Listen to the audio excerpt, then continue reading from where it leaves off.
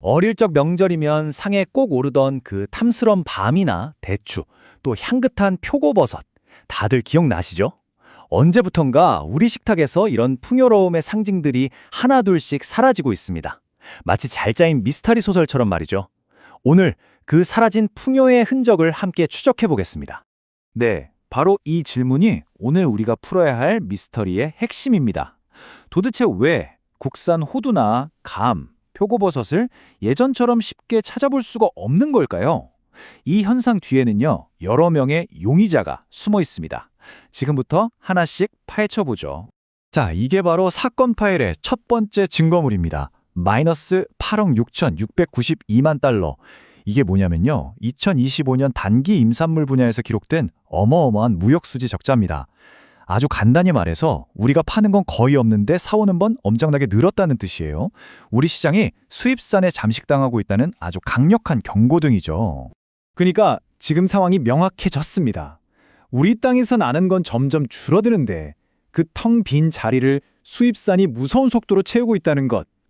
이제부터 본격적으로 이 사건을 일으킨 주범들을 하나씩 추적해 보겠습니다. 첫 번째 용의자, 바로 기후쇼크입니다. 우리가 전혀 예측할 수도 없고 그 힘도 너무 강력해서 우리 농업 생태계 전체를 뿌리째 뒤흔드는 아주 무서운 녀석이죠. 이 용의자의 범행 수법을 보면요, 아주 교묘하고 또 다양합니다. 여기 한번 보세요. 애써 키운 호두랑 감은 봄의 때 아닌 서리를 맞아서 얼어버리고요. 밤이랑 표고버섯은 그야말로 타는 듯한 여름 폭염에 자라질 못해요. 수확을 코앞에 둔 대추는 또 어떻고요. 갑자기 내린 비에 껍질이 그냥 쫙쫙 터져버립니다. 저마다 다른 방식으로, 하지만 모두에게 아주 치명적인 타격을 입히는 거죠. 근데 여기서 정말 이상한 점이 하나 있습니다. 이런 기후위험, 사실 어제 오늘 일도 아니잖아요? 그런데 대비가 너무나도 부족하다는 겁니다. 왼쪽 그래프 좀 보세요. 다른 과일나무들은 보험가입률이 평균 55%가 넘는데 호두는 고작 8.4%, 표고버섯은 5.5%에 불과해요. 이건 뭐 재해라는 공격에 거의 맨몸으로 노출되어 있는 거나 마찬가지죠. 자, 이제 두 번째 용의자를 만나보겠습니다. 이 문제는 바로 사람의 문제입니다. 우리 농촌, 특히 산촌의 인구 구조가 아주 빠르게 변하고 있다는 거죠. 이 그래프가 바로 두 번째 용의자의 알리바이입니다. 믿어지세요?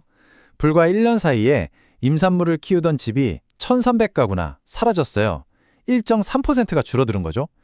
이건 그냥 숫자가 줄어든 게 아니라 작물을 키우던 그 손길 자체가 사라지고 있다는 아주 결정적인 증거입니다. 전문가 분석을 들어보면요, 이 두 번째 용의자가 첫 번째 용의자, 기후쇼크와 어떻게 한 팀으로 움직였는지 딱 보입니다. 기후변화 때문에 농사짓기는 점점 힘들어지고 수익은 안 나니까 나이 드신 분들은 농사를 포기하게 되고요. 젊은 사람들은 당연히 들어오려고 하지 않는 거죠. 악순환의 반복입니다. 세 번째 용의자는 어쩌면 가장 뜻밖의 인물일 수 있습니다. 바로 지금 이 분석을 보고 있는 우리 자신일 수도 있거든요. 우리의 소비 습관이 시장 전체를 바꾸고 있습니다. 지난 10년 동안의 데이터를 보면요, 우리의 선택이 만든 흐름이 아주 명확하게 보입니다. 마치 저울처럼요. 한쪽에서는 잣이나 표고버섯, 밤 같은 전통 임산물 소비가 줄어드는 반면 다른 한쪽에서는 호두나 수입 아몬드 같은 견과류 소비가 늘고 있죠. 바로 우리 입맛의 변화가 시장의 판도를 바꾸고 있는 겁니다. 우리가 물건을 사는 장소도 완전히 바뀌고 있어요. 이 도넛 차트를 한번 보세요. 온라인으로 물건을 사는 비중이 불과 1년 만에 6% 넘게 껑충 뛰었습니다. 소비자는 이렇게 디지털이라는 새로운 시장으로 빠르게 옮겨가고 있는데 많은 생산자분들은 아직 그 속도를 따라잡지 못하고 있는 거죠. 그리고 또 하나의 아주 중요한 변화가 있습니다. 예전처럼 제사를 크게 지내는 집이 많이 줄었잖아요. 그러다 보니까 제사상의 필수 품목이었던 대추나 밤이 설 자리가 점점 좁아지고 있는 겁니다. 우리 문화의 변화가 곧 시장 수요의 변화로 직결되고 있는 거죠. 자, 지금까지 우리가 살펴본 국내의 여러 문제점들, 이게 다 합쳐져서 어떤 결과를 만들어냈을까요? 바로 이 지점에서 이 사건의 결정적인 반전이 일어납니다. 바로 수입품의 대대적인 역습이죠. 먼저 국내 상황부터 다시 한번 짚어보죠.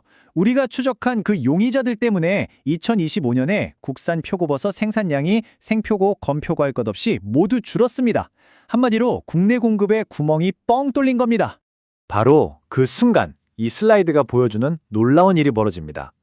텅 비어버린 국내 시장을 채우기 위해서 생표고 수입량이 무려 32.2%나 폭증했어요.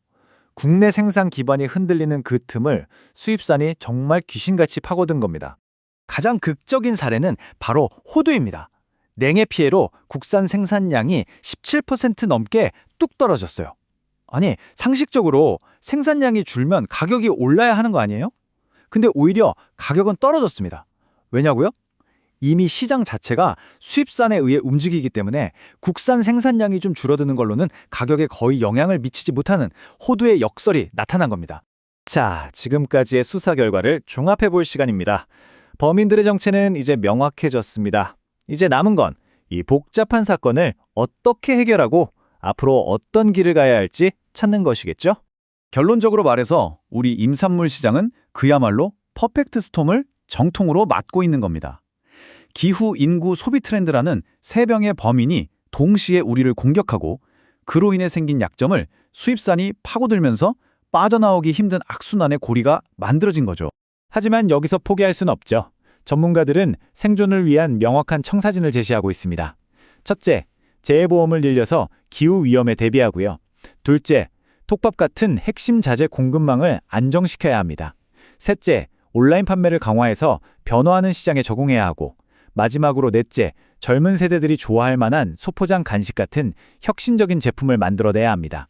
결국 이 미스터리의 마지막 질문은 우리 모두에게 던져집니다. 우리 아이들 세대의 식탁을 우리 땅에서 난 토종의 자산으로 채워줄 것인가? 아니면 그냥 수입품의 차지로 남겨둘 것인가? 그 선택은 바로 오늘 이 문제에 대한 우리의 작은 관심에서부터 시작됩니다.